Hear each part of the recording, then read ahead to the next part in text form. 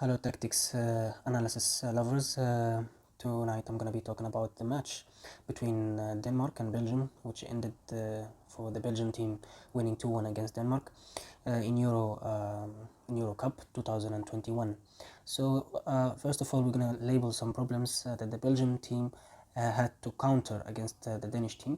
It was in the midfield actually, lack of awareness that the Danish team is having space in the midfield at the midfield led to counterattacks and the first goal, of course. If we focus here during the build-up of the Danish team, we could focus that the ball is on the air already, and we have labeled already the players are being marked. The Belgium team in white jerseys are trying to block every passing options on the ground.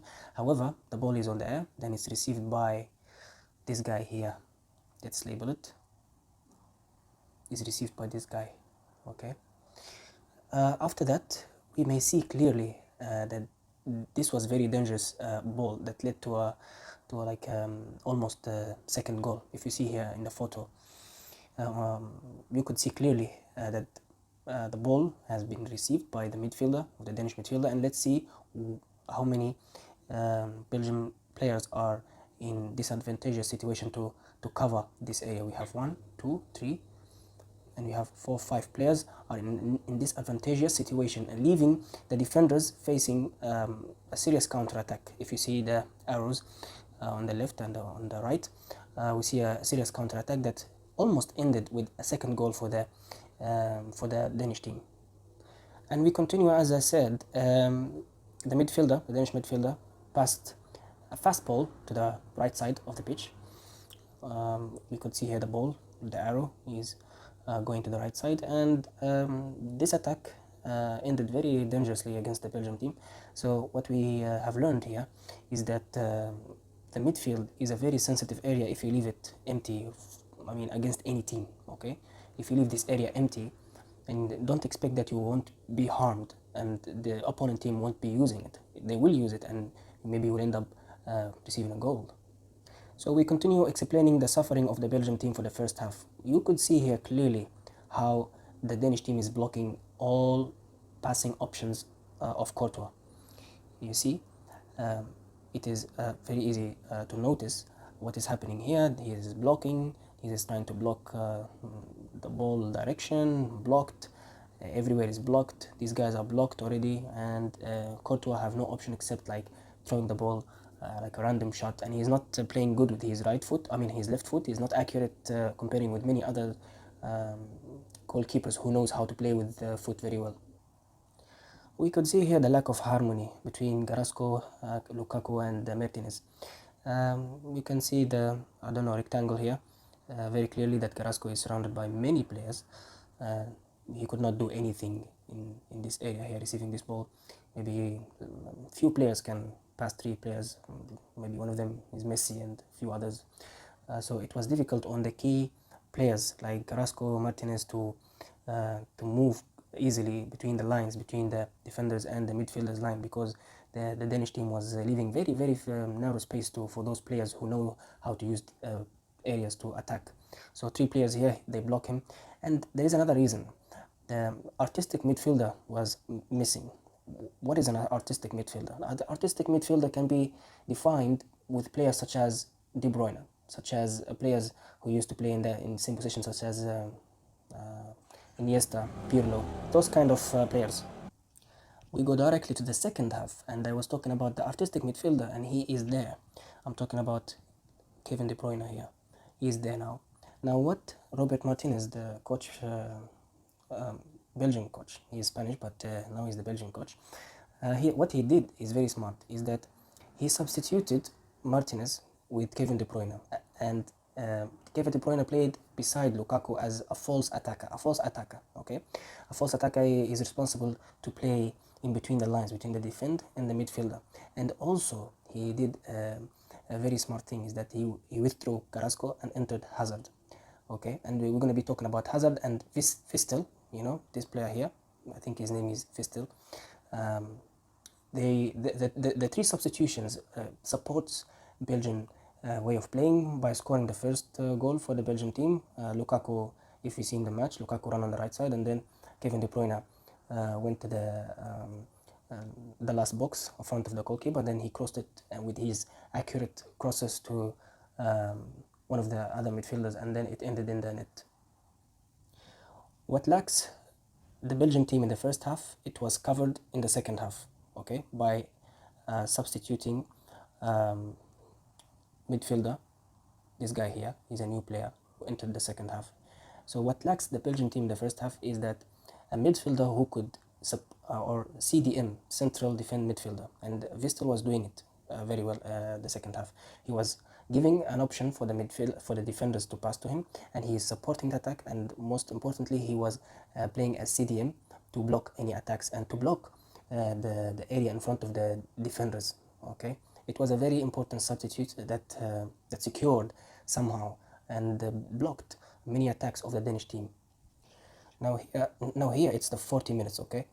It was the first half. Now I'm showing you this to compare between the previous photo and this photo. Here we could see the defender is lacking passing options, and the midfield players, the Belgian midfield players are being blocked. You see, these guys here, and this guy is blocked. The deep side of the Danish side is blocked, you know. So lack of passing quality, let me say, from the defender. He forced it to pass to the left side, which is negative possession of the ball. You're not going this side, you're going backward. Then you're not actually being effective on the field. Let's imagine here there is a midfielder who could be able to cross the ball directly to this guy here. Now we're talking about quality. Now this could be a pivotal point. If you could be able to transit such ball, you could be able to turn your weakness situation to an offensive and stronger and more strength in your build-up. As we said before, after the substitution that Belgian coach did in the second half, we could see that problem of the midfielding problem has been solved. See here, this is Vistel. The defender is having option to pass this guy the ball. You have area here, you have area here to pass, you know. And we could see the change in the second half of the Belgian team. You could see that this player, the Belgian player here, in the defense situation, he was the fifth defender to defend. The Belgian team was playing 5-3-2, and during the attack, you could see here he was supporting the attack as a fourth player, and see here Lukaku and Kevin De Bruyne and Hazard, which is a transitional point in the attacking and defending as an advantageous point for the Belgian team. Comparing with the first half, unlike the first half, you could see here how many Danish players blocking the ball on the right side. By the way, the Danish team is blocking all passing options. Now the problem of the Belgian team, as we said before, is that Vistel was not there to receive the ball, let's say in this marked area here, okay, and there is no support actually in this area. We have to label it. We have to label, as we said, it is this area, it's empty. It should be like supporting midfield in order to receive the ball from the squeezed under pressure the defender here. But in the second half, however, after De Bruyne coming in, we could see here that it is very easy for him to receive the ball, as he is a world-class player in the midfield, so he could easily receive the ball and have passing option to Vistel or to change the game to the left side. And what added advantageous situation, as we said, we could see here that Vistel, Borussia Dortmund player, is being blocked. He's blocking the area here, very important area, so that those three players do not easily receive any ball. Okay. So what happened to the Danish team? What happened to Denmark attack? After the changes that have been made from the Belgian coach, okay, closing the area, the site. Now when Denmark trying to build the attack, this new player is blocking the side, okay, and blocking the passing options. And also there is no Danish player here to add numbers, like to be equivalent. We have like 1, 2, 3, 4, 5 midfielders, and how many Danish midfielders? None. All of them are being isolated. Those 3 players are, or 2 players, you can say, are isolated from the attack builders. Okay. So as we said before, since that they are isolated, the lines are isolated, the Danish team have few options to pass or to build the attack. Considering this situation, they could just distribute the ball or cross it to the left side, which is they are not willing to do that, but the way Belgian team forced them to do it, okay. It's like you're telling somebody, if you want to attack from this side, and when you go for this side, I'm gonna be blocking you very good as well. The Danish team was not bad in the second half, okay. However, they received the second goal because of the quality of the Kevin De Bruyne and Eden Hazard, which is Kevin De Bruyne was substituted by Martinez. He was attacking, and then Kevin De Bruyne become like a false attack. Carrasco was not in a good position today, and he's substituted by Eden Hazard, which he assisted Kevin De Bruyne on the ball.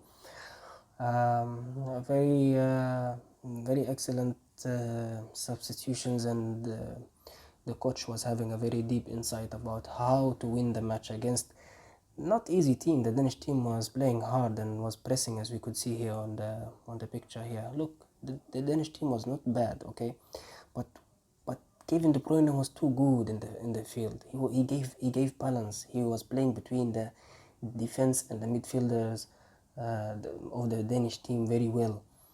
This guy was also playing on the right side of the pitch and then going to the left side, which is like not sticking to one position, which confused the Danish team. But the Danish team was really blocking hard and high. You could see here, he was blocking all passing options, even though, okay, they were playing hard. It's not a team that you could beat easily, okay.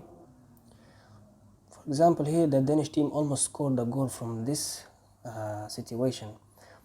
See, they were organized, they knew what to do, but again, the quality of Eden Hazard, Kevin De Bruyne, that's what makes the difference in the game. When you have such quality players, okay, and you know how to utilize them, and you know how to play tactically with them, they know how to leave space, when to move, when to not, they would make a difference in the match.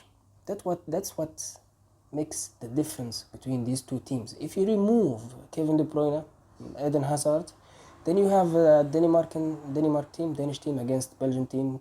I mean, normal teams, okay. But if you put those quality players, then you have a change. You see, the Danish team was blocking. You could see here very clearly from the photo. Was blocking all passing options, okay. Then the Danish player tackled the defender, and he took the ball and he almost scored a goal. Last but not least, emphasizing what we have been saying the whole episode, the Belgian team knew how to block all passing options against the Danish team. When the Danish team was having possession of the ball, he couldn't actually be effective on the ball because of there is actually no space between the midfielders and the defenders of the Belgium team. See, there's no space. They blocked it everywhere. So if you're gonna play the ball as if the Belgian team saying to the Danish team, you have to go to the left side or the right side, and guess what? I'm gonna go with you. What lacks in this situation, I think, personal skills and movement could break such tight defense. And by the end, thank you very much for good listening. I hope that you liked this episode, and I hope to see you on upcoming events. please like, please subscribe, and if you have any comment, please comment any recommendation. I would be glad to hear. Thank you very much, and see you soon. If you have any comment